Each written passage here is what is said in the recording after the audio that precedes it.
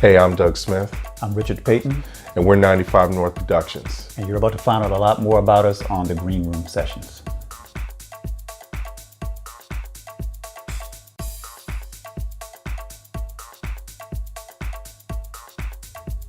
I think it was 1996 when we started working with Crystal Waters. And we had the opportunity to submit tracks for her second album. We had connected with Teddy Douglas, and he was looking for tracks for the second album. So he reached out to us. We had developed enough of a reputation doing our independent stuff that he was looking for tracks. So we gave him some tracks, and one of those tracks became What I Need on her second album. He picked that track and they turned it into What I Need. And that was in that was 1994. Yeah.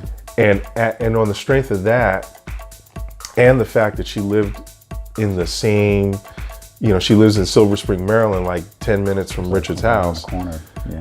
She reached out to us when she started, working on her third album and wanted to work with us directly. And that was 96. And when we started working with her, and at the same time we were also releasing tracks on all the other New York labels, Motive Records, and we were releasing stuff overseas. Right. And I was like... And started DJing overseas. I was like, okay, this actually could turn into something. And never thought about a career in music prior to that. But working with her and having all those releases out and DJing overseas, I was like, wow, this could turn into something. That was at least for me when I thought we could make it. And it was the same for me. I mean, we had records out on, like you said, a variety of labels, and big name DJs were playing our music. We were in some magazines, had some magazine articles about us, so you can have like pictures and everything like that. And so that's when we started thinking, how can we do this full time? And we sat down and kind of like made a plan and tried to figure out how many tracks we need to make per month and how many vocals, and talked with our wives about it and came with a plan. And then we basically jumped off the cliff to do it full time at the end of 96, basically. And because we said that, at the time we didn't want to one day be 50 years old and look back and wonder what if. So we said, let's just go ahead and go for it and do it full time. And that lasted 2 years. We did it 2 years full time.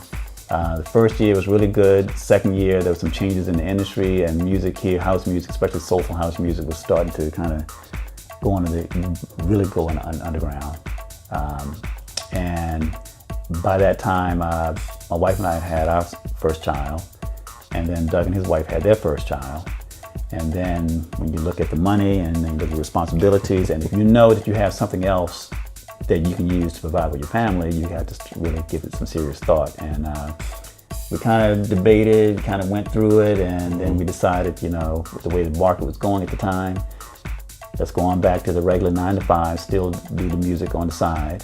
And the ironic thing is, about a year later, the biggest record we had, Sunday Shouting, that we did under the name Johnny Corporate, had blown up all over the place and was really big over in Europe, and we couldn't just like take off from our jobs and go over there, support it and DJ and kind of profit off of it. But we don't have any regrets. Things turned out the way they turned out. So, but that was the time that, like I said, 96 or so is when we thought, let's go ahead and really, do this full time.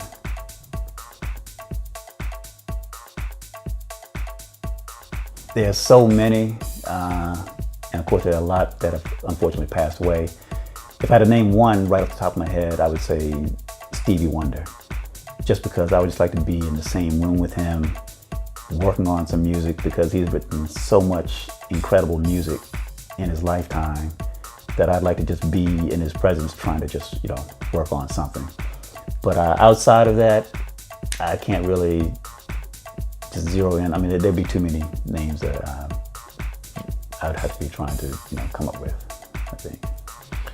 For me, one person that comes to mind is Lynn Lockamy, who, I don't want to say we discovered her, but, we worked on her first record on King Street.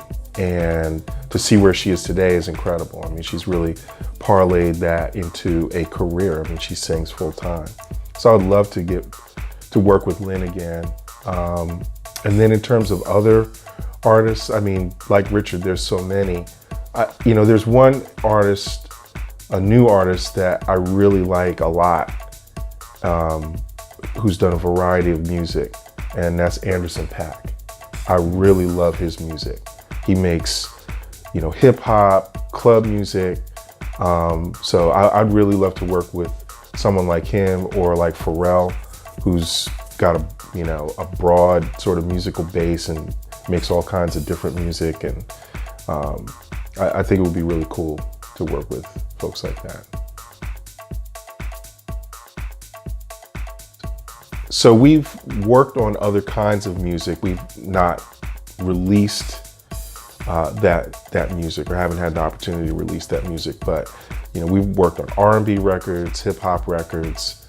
I think the closest we've come to doing something that's maybe not typical of what we do is a remix we did of What About Us by Brandy that came out, I think, in 2000. It was a down tempo, like maybe 115 beats per minute kind of record.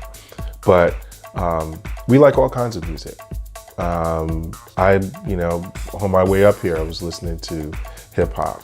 I was just joking with Richard in the car that one of my favorite channels on XM radio right now is Yacht Rock, which plays all this like 70s soft rock, which, I gravitate towards it because it's stuff that I just remember listening to as, growing up. But yeah, we focus mostly on house music because that's our bread and butter. That's what we do. But given the opportunity to do other kinds of things, yeah, we would do it. Yeah, no question. So as far as future plans, I'm still putting out tracks. I have some vocal things in the hopper now. I've sent some tracks of mine to a couple of female vocalists who are writing to those tracks. I won't say where they are just yet. I'm trying to make sure things get off the ground. But, and I'm trying to bring this guy in. Been trying to bring him in since I started putting records out again back in 2012. I've been trying to bring him in, so hopefully he'll be back in the studio at some point.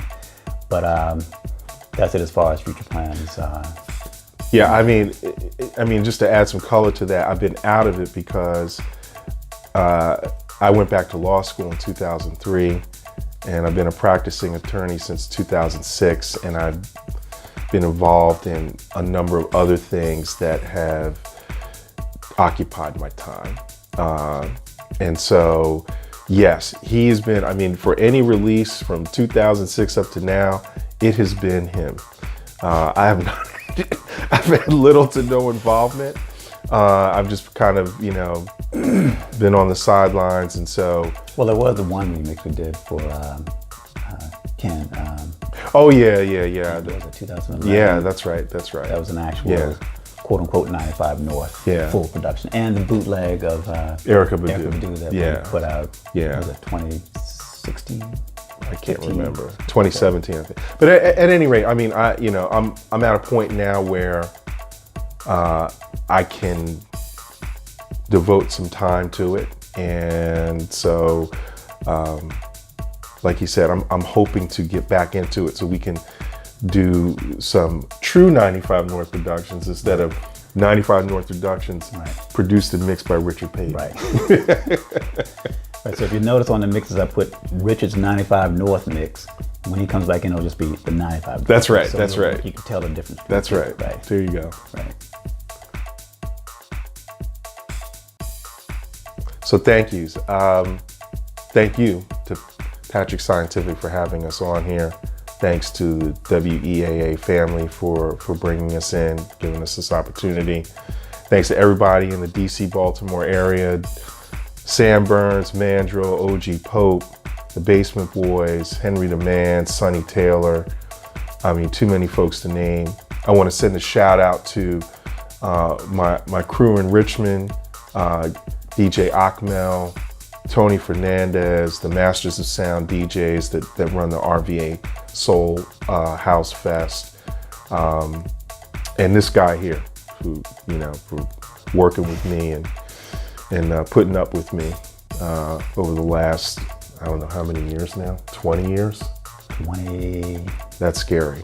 20? No. Yeah. More than that. Oh, and also my wife and kids, who I would not be able to do this without their support. Well, I'll thank this guy right here for, it's more him putting up with me than me putting up with him. That is true. Because that is true. Early on when we were starting, I mean, I was like obsessed, laser focused. We got to do this, we got to do this, we got to do this, we got to do this. And was kind of like, overstepped my bounds really with him and his personal life sometimes. Say, we got to, okay, a few times. All the time. You're a classic Libra, which means that you cannot make a decision, but I digress. Yeah, we won't go into that, but and a perfectionist too. Yes. So, but it worked out. You know, he put up with it, but because we both, he was just as obsessed to make it as I was. He just showed it and did it in a different way. Mm-hmm. He showed it by driving 2 hours up and back to my place in DC, and then when he lived in Danville, driving 4 hours up and back. We used to work on the weekends to get our tracks together because that's the only time we could do it, because we've never lived in the same city.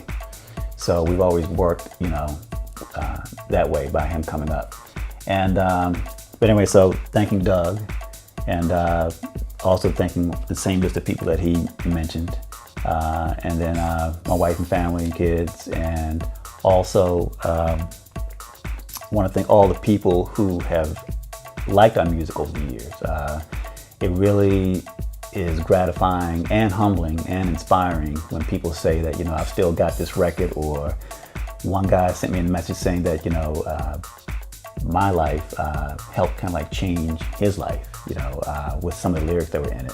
And when you hear things like that, you know that, okay, when you're struggling or frustrated or wondering if anybody listening to your music or dealing with the business part, it makes it all worth it. And then the thrill you get seeing people actually dancing and making noise and enjoying the tracks that you've made, you know that it just gives you this feeling that you're bringing some pleasure to someone's life. So, and we both just have music in us, and it has to just, you know, come out. So we're just appreciative of the opportunity to make it and also have other people appreciate what we do.